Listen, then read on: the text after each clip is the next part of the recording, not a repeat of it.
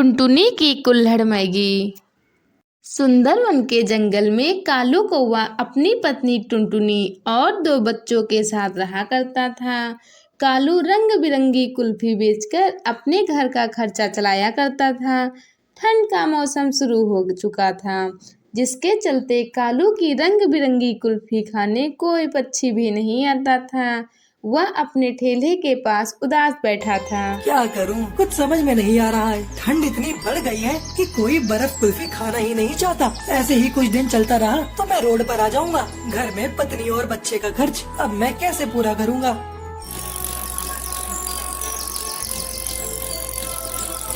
शाम में थका हारा कालू घर लौटा।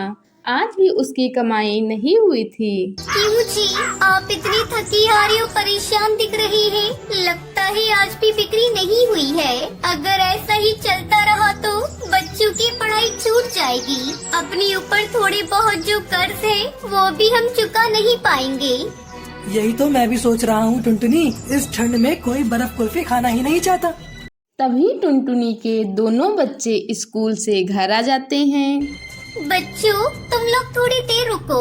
मैं तुम्हारे पिताजी के लिए बर्फ कुल्फी बना रही हूँ। तुम लोगों के लिए भी बना देती हूँ। नहीं माँ, आज हमें बर्फ कुल्फी नहीं खानी। तुम पिंकी को कुल्फी खिलाओ। मुझे तो आज मैगी खाने का मन हो रहा है। तुम्हें पता है माँ, मेरी सहेली आज स्कूल में गर्मा गर्म मैगी खा रही थी। उसे देखकर मेरे मुँह में पानी आ गया।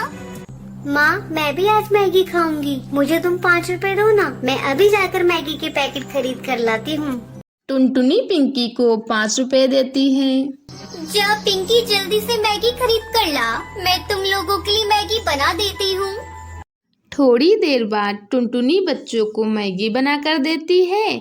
बच्चों को मैगी खाते देखकर टुनटुनी अपने पति से कहती है, सुनते हो जी, आजकल बच्चे और बड़े सभी मैगी खाना पसंद करते हैं। तुम भी बर्फ कुल्फी की जगह गर्मा गर्म मैगी बेचना शुरू कर दो। अरे नहीं टुनटुनी, जहाँ मैं कुल्फी बेचता हूँ वहाँ कई ठेले पर मैगी बिकती है। हमें कुछ अलग सोचना होगा। तो तुम कुल्हड़ चाय बेचो। कुल्हड़ चाय तो सभी चाव से पीते हैं। टुनटुनी, मैं सोच रहा हूँ क्यों ना मैं कुल्हड़ मैगी बेचूं। अरे ये तो बहुत बढ़िया आइडिया है। मैं कल तुम्हारे लिए बहुत सारी मैगी और मिट्टी की कुल्हड़ बना दूंगी। टुनटुनी, ऐसा करो, कल से तुम भी मेरे साथ चलो। हम दोनों मिलकर कुल्हड़ मैगी बेचेंगे। अगले दिन टुनटुनी अपने पति के ठेले पर कुल्हड़ मैगी बेचने जाती है। आइए आइए, गर्मा गर्म कुल्हड़ मैगी खाइए। मुंबई की मशहूर कुल्हड़ मैगी आपके जंगल में पहली बार बिकने के लिए आई है। टुनटुनी की आवाज सुनकर कुछ पक्षी टुनटुनी के ठेले पर आते हैं। अरे बहन, मैंने तो पहली बार कुल्हड़ मैगी का नाम सुना है। जरा मुझे और मेरी दोस्त को कुल्हड़ मैगी खिलाइए। टुनटुनी अपने दोनों ग्राहकों को कुल्हड़ मैगी खाने को देती है। अरे वाह, इस मैगी का तो कोई जवाब नहीं। इसका स्वाद तो बहुत अच्छा है। कुछ ही देर में टुनटुनी की बनाई सारी मैगी बिक जाती है। ये देखकर दोनों पति पत्नी बहुत खुश हो जाते हैं।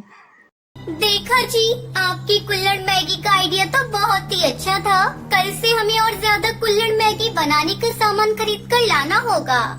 इस तरह टुनटुनी अपने पति के साथ मिलकर कुल्हड़ मैगी बेचने लगती है और खुशी खुशी बच्चों के साथ रहने लगती है।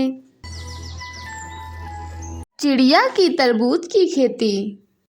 अमेजन के जंगल में टुनटुनी चिड़िया अपनी बड़ी बेटी टुनटुनी और छोटी बेटी पिंकी चिड़िया के साथ रहती थी। वह अपने खेत में तरबूज उगाया करती थी। एक दिन सुबह सुबह दोनों बहनें टुनटुनी और पिंकी आपस में झगड़ा कर रही थी। अरे क्या हुआ, तुम दोनों आज सुबह सुबह क्यों झगड़ने लगी? माँ, ये देखो, इस पिंकी ने मेरा ब्रश तोड़ दिया। तुम ही बताओ, अब मैं कैसे ब्रश करूँगी? अरे तुम दोनों ने मेरी नाक में दम कर रखा है। चलो अब जल्दी से तैयार होकर स्कूल जाओ। मुझे भी तरबूज बेचने जाना है। दोनों बेटियों को स्कूल भेजने के बाद तरबूज तोड़कर गांव के व्यापारी कड़कनाथ सेठ के पास जाती है। सेठ जी, आपने जितना बोला था उतना तरबूज मैं लेकर आई हूँ। इस बार मैंने अपने खेत में सबसे महंगे वाले तरबूज के बीज लगाए थे, इसलिए इन तरबूज की कीमत थोड़ी ज्यादा लगेगी। कोई बात नहीं टूनी, तेरे तरबूज वाकई में बहुत अच्छे हैं। ये ले इनकी कीमत, तेरी सोच से भी ज्यादा दिया है। ये तो आपका बड़प्पन है मालिक, अब मैं चलती हूँ। टूनी चिड़िया पैसे लेकर वहां से चली जाती है। तभी व्यापारी अपने नौकर कालू कावा से कहता है, अरे कालू, जल्दी अपना दिमाग चला, जिससे ये तरबूज मुझे मुफ्त में मिल जाए और इस टूनी के हाथ खाली रह जाए। ठीक है मालिक, अब देखिए मेरा कमाल, मैं कैसे इस टूनी को चूना लगाता हूँ। उधर टूनी पैसों से भरी पोटली लेकर जा रही थी। तभी कालू उसकी पैसों से भरी पोटली छीनकर वहां से भाग जाता है। अरे पकड़ो पकड़ो, वो चोर मेरे पैसे लेकर भाग रहा है। अरे कोई तो उसे पकड़ो, मैं तो बर्बाद हो गई। टूनी चिड़िया जोर जोर से शोर मचाने लगती है, लेकिन कोई भी पक्षी उसकी मदद के लिए नहीं आता। उदास मुंह से खाली हाथ चिड़िया अपने घर लौट जाती है। उधर कालू कौवा टूनी से छीने हुए पैसे ले जाकर व्यापारी को दे देता है। पैसे व्यापारी देखकर बहुत खुश हो जाता है।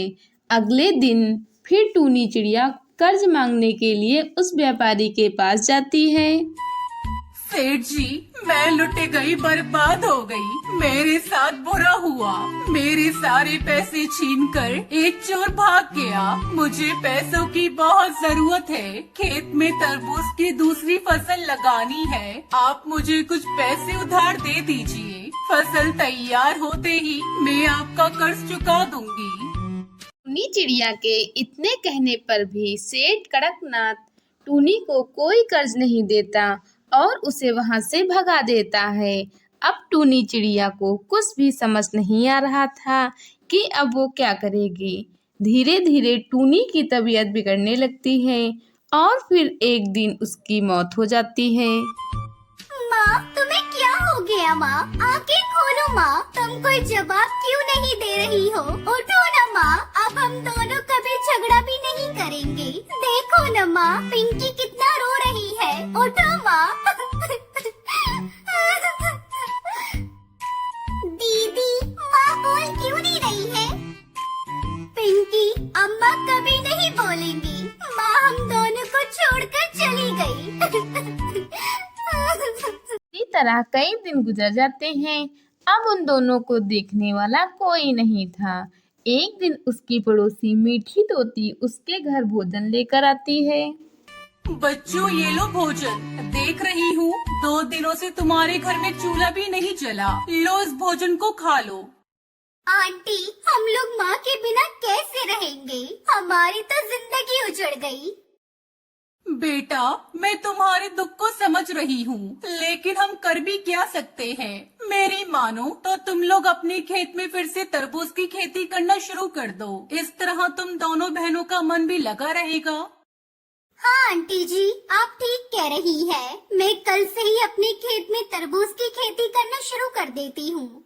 अगले दिन से टुनटुनी चिड़िया अपनी बहन पिंकी के साथ मिलकर तरबूज की खेती करना शुरू कर देती है और जल्द ही उनके खेत में तरबूज लहराने लगते हैं। इस तरह दोनों बहनें तरबूज को बेचकर अपना जीवन सुखी सुखी बिताने लगती हैं।